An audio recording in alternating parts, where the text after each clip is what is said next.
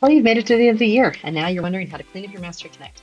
First off, if you are changing grades or subjects, please go update your profile so you receive the correct shared maps and previous maps are unshared with you. For your trackers, there's no action required. Mastery will archive all your trackers on July 1st, 2025. You can access these trackers by clicking on the Archive tab if you need to for any reason.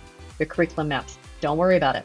They'll be updated by the district on the elementary level and some secondary departments. You do not need to clone and recreate your maps every single year. That'll be taken care of for you.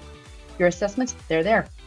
They're going to be there next year. Don't worry about them. They're just in your assessments. Now, let's say that you're busy this year and you'd like to really get at it for the assessments for next year. You want to start on that.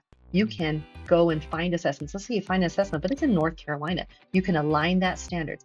Go and click on the clone and align of any assessment that you have, change it to your standards, and it'll fit nicely into your tracker. Mastery Connect cleanup's pretty easy.